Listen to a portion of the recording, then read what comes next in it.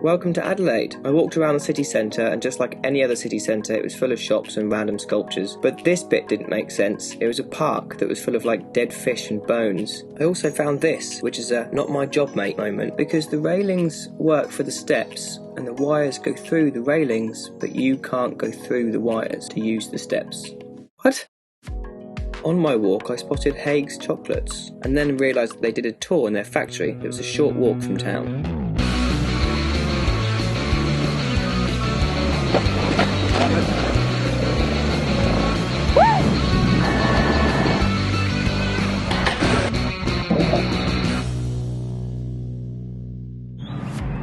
So I've just done the Haig's Chocolate Tour in Adelaide.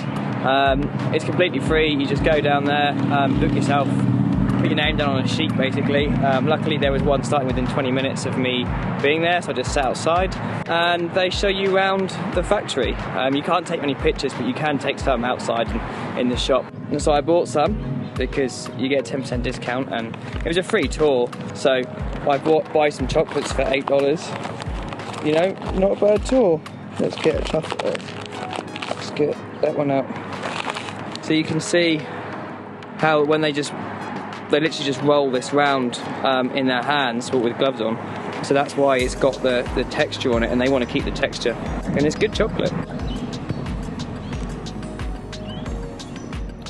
It's good.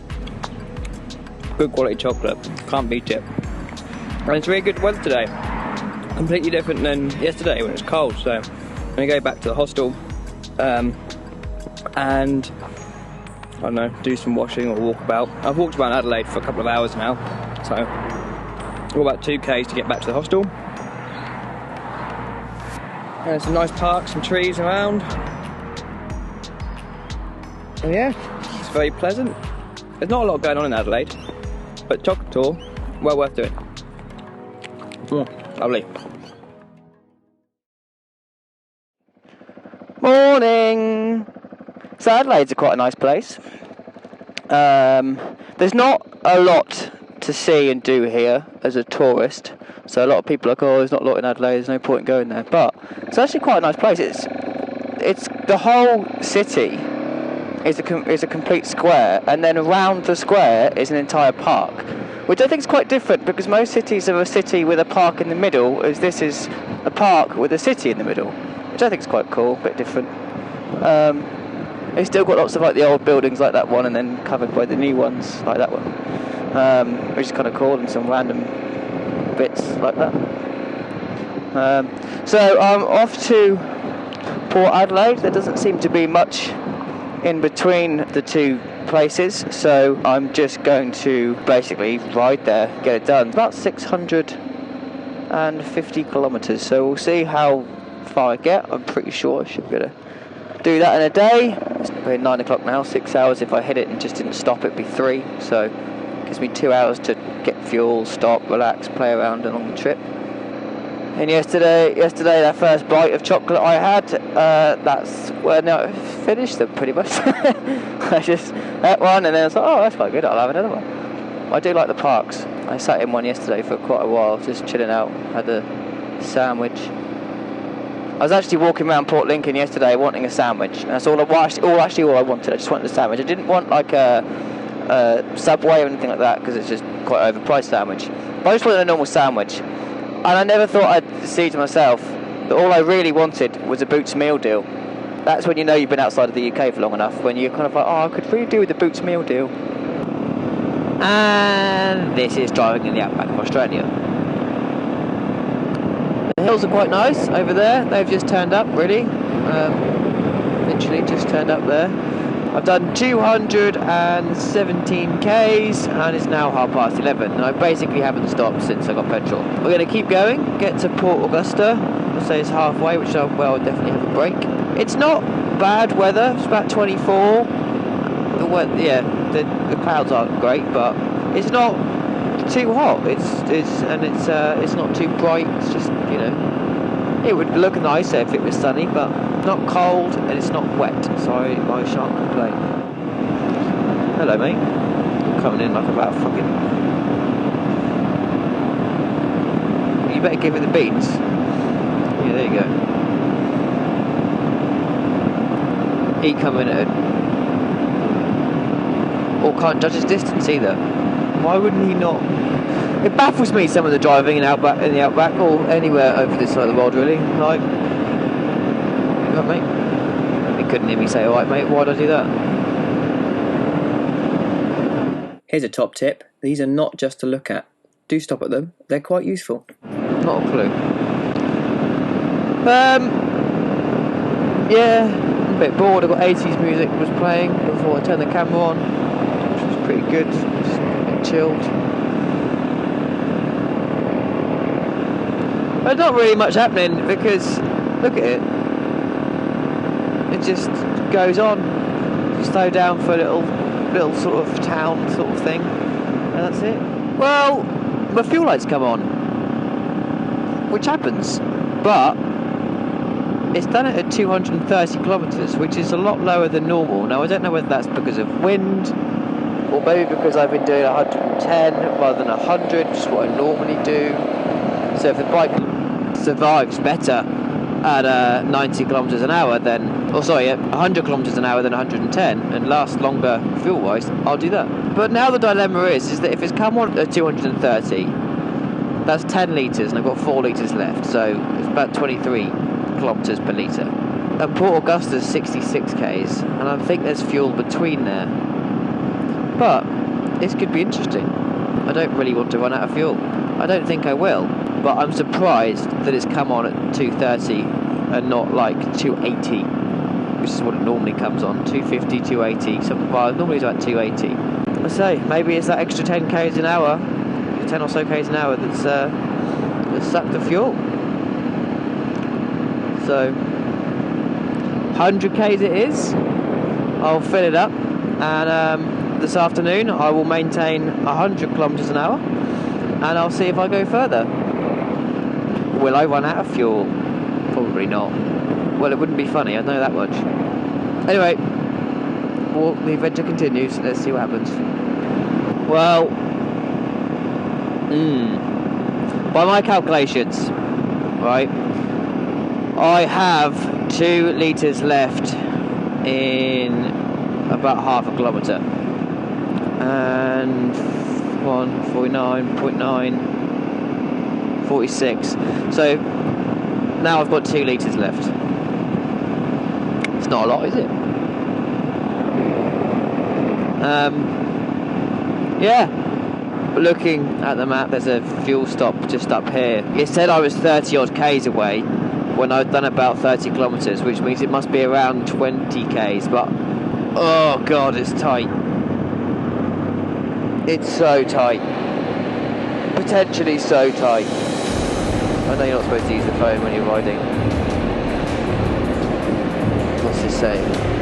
Okay, 12 k's. No, we're not too bad. 12 kilometres. So I should get to the petrol station with about a litre and a bit left. So that's a lesson learned. When you get to 200 kilometres and you pass the petrol station, fill up. Don't be a moron and ride past it. Jesus. Well, the hills are nice, but if I run out of fuel, it's a nice spot. Should be fine. We'll be alright. Let's be optimistic about this. At least it's fuel injections, there'll be absolutely no warning. It will just go, dead. Oh god. Oh god. It's all a bit embarrassing if this happens. Now our trail check's just fallen off. I just watched it wobble and I thought that's wobbling quite a bit, and I sort of just held it. And I thought, oh, maybe it's a little loose. And it snapped. Like the plastic is giving way behind it. Oh, we'll have to figure that one out. Cable ties, plastic weld it, something. Because that's going to annoy me. Well, yeah, so that's there, just going to sit there now. Ah! Why is it all going wrong today? 58 k's in the red. 13 kilometres to the fuel stop. I made it. I bloody made it. Thank fuel for that.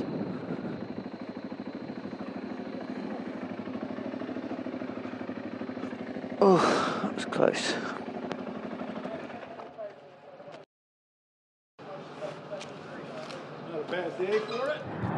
Well, out of a 14 litre tank, I turned up at this petrol station and filled up 13.93. So I was close. Luckily, there's another petrol station just there, so I wouldn't have made it too bad. But yeah, and then I met these guys that, at the petrol station, just here. They pulled out in front of me, but they're pretty loaded up. So I thought my bike was heavy, but that one is going to be heavier than what I've gone. But they've done some fair few trips. We've got Alaska, and the guy's been to the UK and been around everywhere else, Scotland and everything. Both over 50 by the looks of it, by the Ulysses. But yeah, no, pretty cool bike. Cool guys. So just having some lunch and stuff. As am I. I got myself a sandwich and some banana milkshake. And I'm going to try and fix this. It's just basically snapped off and the plastic's all worn away and it's all gone a bit hard. So we'll figure something out. Yeah. I don't know how. I literally must have had maybe a litre left, if that. I know I can get more than 14 litres in the tank, but I must have had like a litre left. So it was tight. Anyway, this is Port Augusta, just at the outside, so have a break here, and then tomorrow I've got the afternoon to get to where I'm going, which is now 12:30, so I'm doing well, all good. I like the modifications that people make to their bikes. So this one's got like some crash bars that have just been made up from, I don't know, a bit of steel pipe mounting onto the rear foot pegs. And the rest of it's just strapped on. It's pretty standard, that bike, really. This one, oh, you got a dragon's head and like some cool stuff. They got all these things on the side. Cable tied one of these because obviously it's snapped, so you just cable tied it with a few holes in. These little modifications that you get. What have you got? Bottle holder, bit of checker plate. Again, mounted onto the rear foot peg. And that's a little bit of frame that may have been fabricated up, but mounted onto the frame. It's pretty cool though. I mean, a little box that again's been mounted up, like its own little separate subframe that comes off of everything. A little box. Pretty good.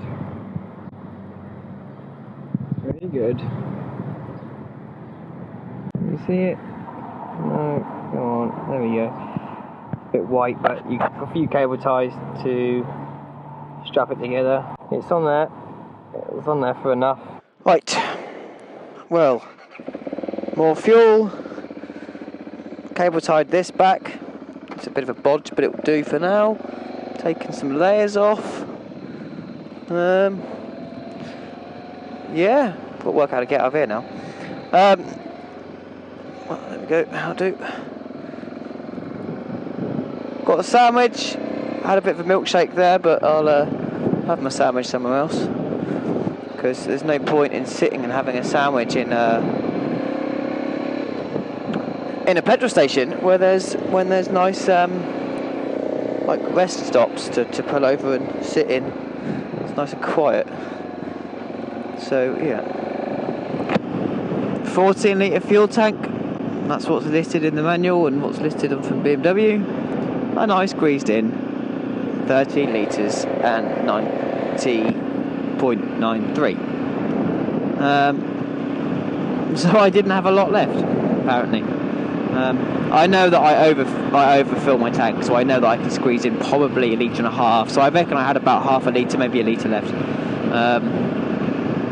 But not a lot. So next time I'm going to fill up at 200 k's, or if I pass a petrol station, just fill up anyway. I survived, didn't run out of fuel, that's back on there. Sweet. Met the two guys, they're actually going to go to Port Lincoln as well, but they wanted to head off straight away, you know. I had to figure about this and yawn. Anyway, it was exactly 301 kilometres to that that petrol station. So yeah, that means another 350 to go, and it's 1 o'clock, so we should be alright. Don't push on a little bit, maybe. Well, I say push on, I just mean don't stop so much. I'm actually going to go slower than I have been before, because I want to now try 100 kilometres an hour and seeing how that affects my fuel. Now I feel like I'm riding across Australia.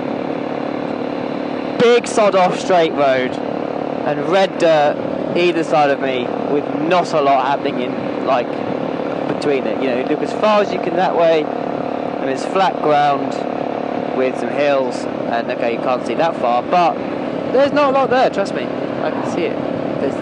Well, you can see it, but get your shit together. I love the adverts over here. There's one I remember from a couple of years back when I was here. It just said, "Don't be an anchor." Oh, genius. Well, in fact, it didn't say that. It just said, "Don't be a," and then drew a picture of a anchor. Oh, brilliant. Excellent advertisement. You couldn't do that in the UK, I don't think, because everyone would complain, "Oh, it's applying a rude word." That's the point, but it's funny. It makes you look at it, therefore the advertisement works. Look at this. Blue skies. Straight roads, red dirt.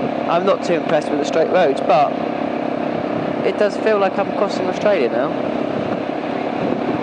There's still quite a bit of traffic. You know when you're on the big straight roads when and the sort of really outback roads when the car drivers start waving at you. Ooh, I feel them go past. They start to put their hand up to you because you haven't seen like one in an hour. So like, oh my god, another car. But between towns it's still quite busy. If you call this busy.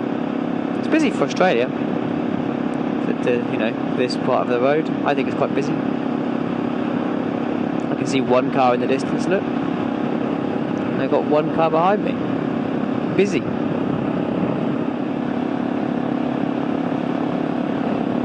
See, they're much nicer spots just to sit and have a sandwich at, which I will do shortly. Port Lincoln, 306 kilometres.